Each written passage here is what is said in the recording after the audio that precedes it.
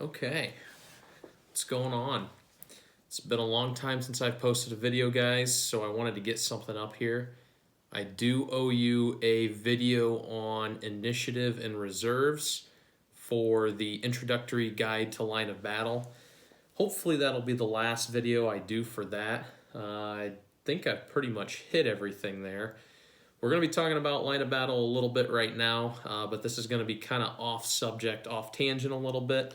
If you're a part of the Facebook group Line of Battle, you've probably seen where I posted a map of something I've been working on. And that all stems from a book that I finished up reading a couple months ago, and that is Fields of Blood by William L. Shea. This is a really good book. The Prairie Grove campaign. So this is not something I really knew anything about. I'm fairly familiar with Pea Ridge and Wilson's Creek and some of the other battles that happened out in the Trans-Mississippi, but this was not one that I really was familiar with. So I was very intrigued by the situation surrounding the Battle of Prairie Grove. There's a couple other small little skirmishes that go on before and afterwards, but Prairie Grove really is the main battle that kind of forced the Confederacy to accept that they had lost Missouri and northern Arkansas. Of course, me being me, I had to see if this was going to be something that would work with line of battle. So I want to kind of show you guys what I've done with it so far. I haven't really started tweaking things or doing anything rules-wise. I have some ideas for some of the things that I want to do with it. Being that it's a fairly small battle, it does create some issues with the command structure, the amount of counters that the player has to maneuver, things like that. I am drinking a Three Floyds Pride and Joy 3000. That's a brewery out of Munster, Indiana. Pretty good. I think I gave it like a 4 out of 5 on Untapped. It's a mild ale. I think it's styled after an English mild ale, but they call it an American mild ale. So I'm going to grab the camera. We're going to switch it around. I'm going to show it to you from this side first because this is kind of how all the writing is actually on the map, and north is going to be that way, south is going to be this way.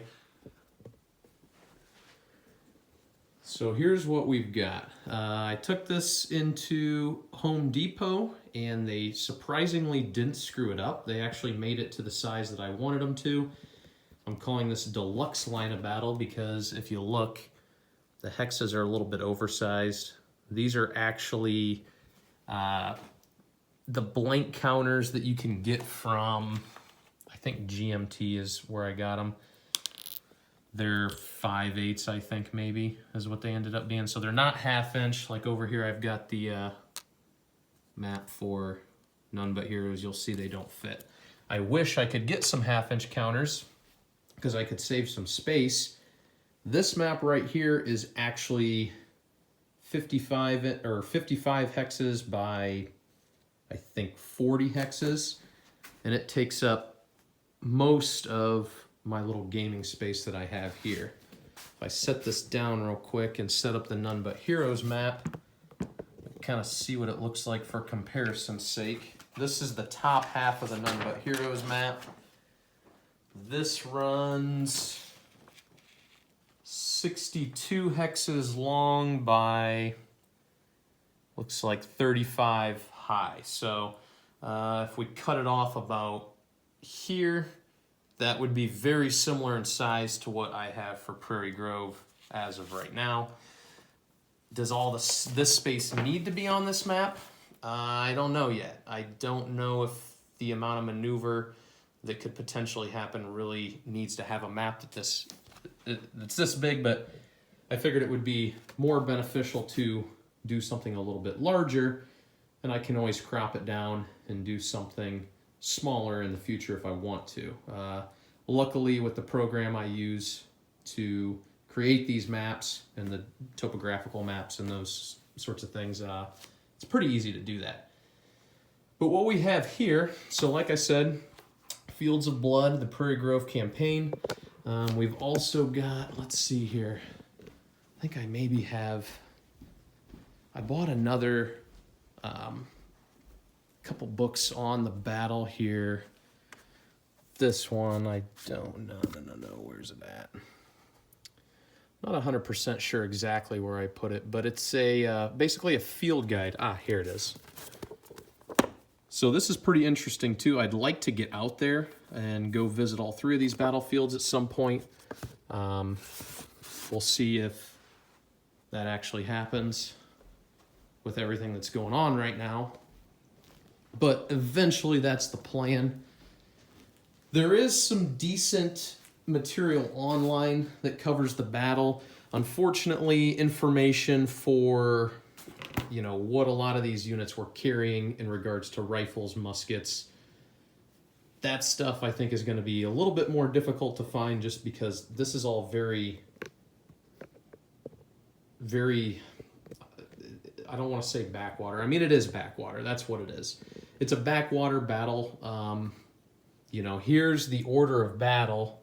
For some reason, these counters didn't print out right, so I had to redo them. And that's actually the back side, so you can see the repels. One of the things I do when I do these is I make the 0-1 liters always have a yellow background, so I don't forget that. But there's Confederates that have terrible morale. There's Confederates that have shotguns. There's terrible cavalry units. I'm thinking that there's probably going to be some rules for conscripts, because a lot of these Confederate soldiers, part of this army at this point under Hindman, were basically forced into service as conscripts. A lot of the Missourians and Arkansans, I think that's how you say it. A lot of those guys that actually, you know, felt for the cause probably joined units that were fighting at the earlier battles, and then subsequently like Iuka and Corinth. These were raised typically in the summer or fall of 1862. So you can see here, Fagan's brigade. I've already found some errors with the muskets and the rifles, and I've already changed some of the morale ratings. Fagan's a terrible leader. There's constant changes that I'm making to it right now. This is just kind of the first draft. Typically what I do with these is I'll read a book if I really like it and it's got good maps and there's a lot of good information in there. I'll kind of start messing around with the order of battle. Come on, show me a map. See what the order of battle looks like. If the order of battle looks like it can be conducive to coming up with something in the series, I'll kind of try it out. So you can see what we have here is pretty much the setup that translates to what we have here. So this is the start of what was the Battle of Prairie Grove. You've got Herron's division, Herron's Missourians, or Missouri division kind of comes on from up here. Right now they're going to be under orders to take kind of this ridge right here. Historically what happened was you've got 4 brigades up here. They kind of split down, and a couple regiments moved down this way, a couple regiments moved down this way towards the Borden House. Bloker, whatever his name is, his artillery was really one of the key positions that they were trying to overrun. What happened is they didn't realize that all this Confederate infantry was lined up in the woods behind them, and things escalated pretty quickly. A lot of Union soldiers got kind of trapped in this orchard area, kind of got surrounded from 3 sides, took a lot of casualties there. But for the most part here at Prairie Grove, you'll see that the Union troops, in my opinion, and from what I've read, I think are going to be much better rated than some of the majority of the Confederate units. You've got some, these guys are all over the place. I think I knocked them over with that map. But they're all somewhere in this general vicinity. Most of these guys are going to be from states like Iowa, Wisconsin, Indiana. A lot of these artillery batteries were Missourians, and the artillery really was one of the key features for the Union in this battle. The Confederates, multiple times after failed Union attacks, they would attempt to come back out and kind of push the Union out of this prairie here, and the Union artillery was just devastating.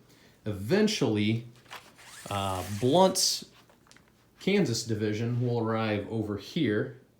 We'll see if we can come up with some rules that maybe add some variability to that, keep the Confederate player on their toes a little bit, and they ended up being engaged from about, somewhere over in this general region, kind of over into here. So there were kind of two phases of the battle. The first phase was this push. The second phase was this push. Right now, I'm thinking maybe 4 scenarios. One scenario that just covers this, one scenario that just covers that, one that's the whole battle, and then also I think a hypothetical where Blunt arrives early would be pretty interesting. It'd give the Union player some more forces to work with.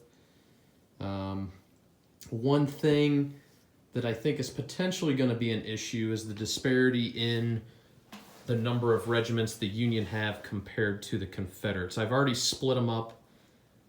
I don't want to give away any secrets here, but for instance, let's see, who do I have over here? So the 20th Wisconsin, there's only 450 guys in that regiment. Well, I took the liberty of splitting that regiment into 2 counters because that's going to expand their firepower potentially for the Union player and also give them the ability to maneuver 2 separate counters instead of 1. I've done that in some other things. I'm sure anybody who watches any of these videos knows that I've done other games. Nothing's happened with them. I don't know if anything's going to happen with this. I always say that. I kind of just do these for fun. This is really just for my entertainment. I like to read, learn, kind of study, and then translate what I learned here onto here. I've really enjoyed going back through and reading the official reports on a lot of these battles after I read about them. That's just some stuff that I find pretty interesting. From a command system perspective, this battle presents a couple challenges because the Confederacy really didn't have too many good generals. Hindman, I think as of right now, I have rated a 2. We'll see if he stays that way. I'm leaning towards him having a not so sure awareness rating, which means if he issued an order, it would take 4 turns plus the distance to get to any of his divisional leaders. I think that seems reasonable. Part of that reason is a lot of the terrain here, as you can see, is going to be heavily wooded.